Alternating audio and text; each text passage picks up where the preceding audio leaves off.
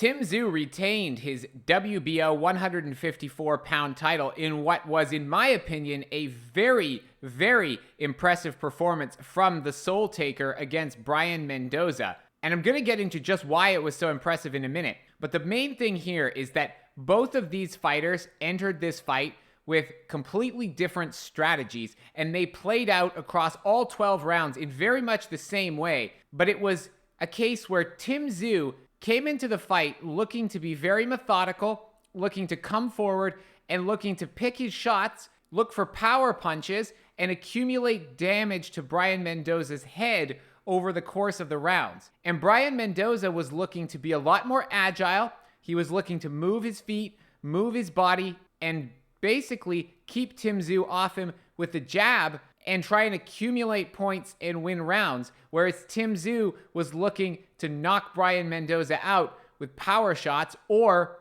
accumulate enough damage where BRIAN Mendoza eventually slowed down and couldn't keep up the pace anymore. Now, going back to why this was a very impressive performance, TSZYU managed to enact this game plan to perfection, because at the beginning of the fight, the first 2 rounds on my scorecard were extremely close. You could have had them go either way. But after that, BRIAN Mendoza got a clear victory in rounds 3 and rounds 4 because he was throwing with more volume. He was managing to avoid TSZYU's shots, and he was looking very impressive. BRIAN Mendoza came into this fight, and he looked like he was there to win this fight. He looked just as calm as TSZYU did. He looked just as focused. He looked good. And when the first 4 rounds had gone by, he was winning this fight on the scorecards, on my scorecard, by 3 rounds to 1. And it looked like if he could keep up this pace, but this became the question, could he keep up this pace? Could he continue to accumulate rounds on the scorecards by landing the less effective punches, but the higher volume of punches? Because that was basically the equation that was at play here throughout the entire fight, which was BRIAN Mendoza throwing much more volume, but landing probably not 100% of his shots. Definitely, his accuracy wasn't the best because TSZYU was managing to avoid or stay behind his guard and block a lot of the shots. But BRIAN Mendoza was throwing by far the higher volume of punches in the initial rounds, but he was also not throwing with as much power. Whereas TSZYU, he was looking for power shots, but the volume was definitely lacking, and that's what allowed BRIAN Mendoza to pick up, at least on my scorecard, some of these early rounds. But it started to change around the midway point of the fight, around 6, round 7. That's when BRIAN Mendoza started to basically get worn down by these headshots that he was taking. He started to get swelling up under his right eye and eventually under his left eye as well. By the end of the fight, he was swollen and cut on both sides, actually, or he had a cut on his eyebrow on one side and he had swelling under his eye on the other side. But basically, TSZYU's power shots that he was landing to the head a lot more than BRIAN Mendoza was, and that was starting to slow BRIAN Mendoza down. He wasn't landing with as much volume anymore. He wasn't moving as well. But the thing is, BRIAN Mendoza is extremely, extremely tough guy.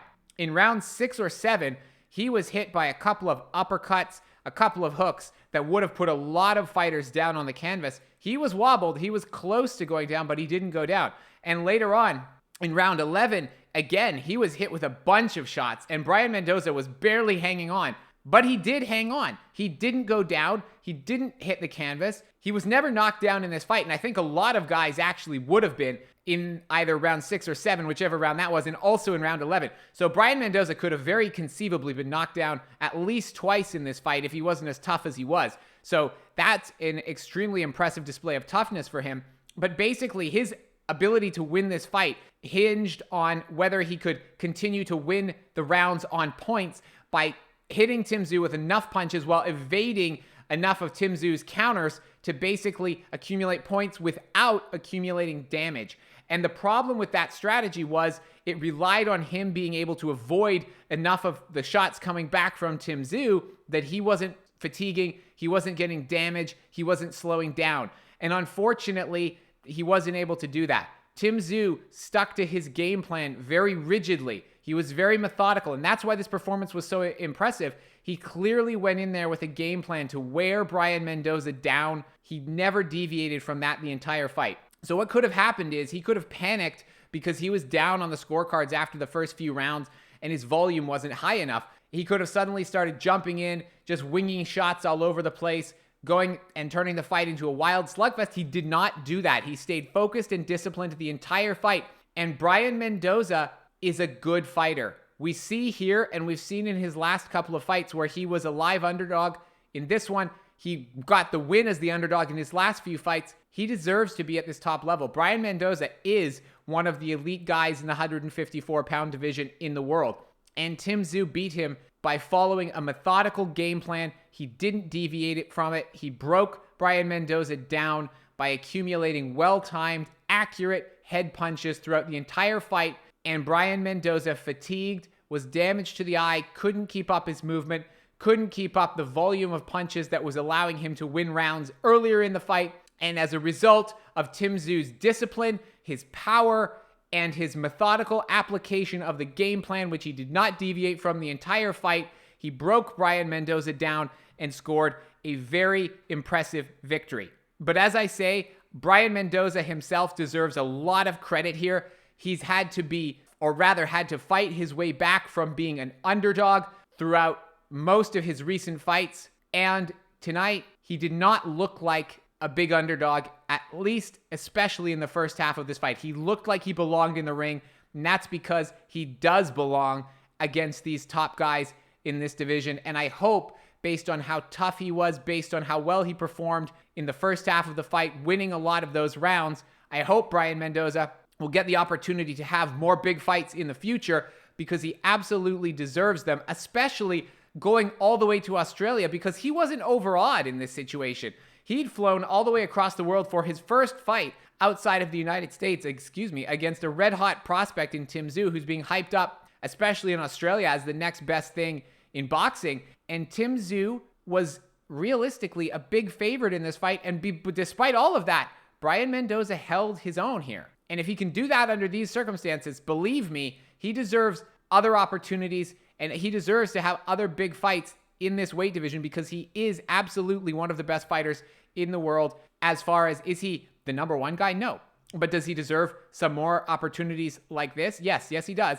And that's what makes this performance by TSZYU so much more impressive, that he was able to beat someone who legitimately is one of the top guys in this weight class. Now, the other thing going forward, TSZYU is absolutely the real deal here, because it wasn't just his last performance against Ocampo where he blasted the guy out in a round in 70 seconds. And so, sometimes when that happens, it can also be because there was a lucky punch landed, but that's not the case here. TSZYU showed that he can stick to a game plan and dominate a world-class opponent. So when you combine that with this victory, with the Ocampo victory, with the Tony Harrison victory, and even the way he came back and dominated against Goucher, TSZYU is the real deal.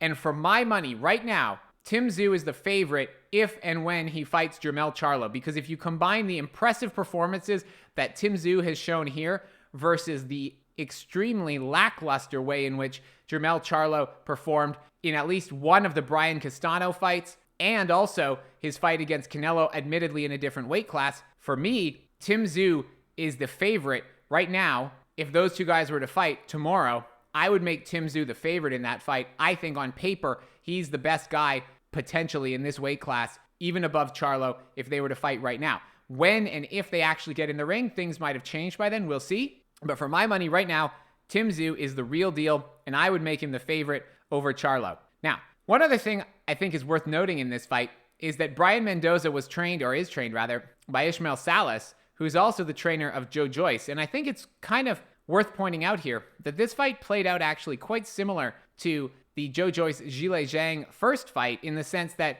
if you have Brian Mendoza in the role of Joe Joyce, who's also trained by Ishmael Salas, it was a similar kind of game plan in the sense that they were trying to accumulate volume of punches in that first fight, where the opponent was actually picking more carefully timed and accurate power shots. And in both fights, it was actually a huge amount of accumulation of damage to the eye that in one actually resulted in the fight being stopped, and in this one nearly did as well, because in round 11, they actually called the doctor between rounds 11 and 12 to look at Brian Mendoza and actually considered waving the fight off. And they might have actually looked at that more seriously if it wasn't for the fact that there was only one round to go. And to his credit, I think Brian Mendoza deserved the opportunity to try and win this fight in the 12th round, because he absolutely still wasn't out of it at that point. And I think it would have been doing him a big disservice if the fight had been called off, especially because the damage to the eye wasn't so significant that he was probably going to go blind if they'd allowed the fight to continue. I think they made the right call in this instance. But it's just interesting that you had these two fights with the same trainer following very similar structures with a very similar outcome, where the guy that was actually being more accurate with the power shots was able to cause damage to the eye of the Ishmael Salas fighter. And the result, even though in this fight it didn't end in a knockout, it did sort of turn on an accumulation of damage to the eye, just like the Joe Joyce fight did. So that's just, I think, some separate food for thought, especially as it concerns Joe Joyce, one of my favorite fighters' careers and his future going forward. But as far as this fight, the question for me now, which I would pose to you, is do you make Jermell Charlo the favorite over Tim Tszyu? Or have you now seen enough from Tim Tszyu where you, like me, think he's actually the favorite if and when they fight? So let me know in the comments. Based on this performance, is Tim Tszyu the favorite in your eyes to beat Charlo, or has he still got more to prove? Do you still make Charlo the favorite? Do you still think Tim Tszyu hasn't fought a high enough level of opposition to make that claim? Let me know in the comments, but this was an extremely, extremely impressive victory for Tim Tszyu to retain his WBO title against an extremely tough BRIAN Mendoza, who deserves to be recognized as one of the best in the world and deserves another opportunity to fight in these big fights going forward. Guys, if you enjoyed this video, please consider leaving a like and subscribing to my channel. I'll be posting boxing videos just like this 7 days a week, previewing fights, making predictions, and giving my opinions on the latest news. I really appreciate all of your support, and until next time, I am Brendan on Boxing, signing out.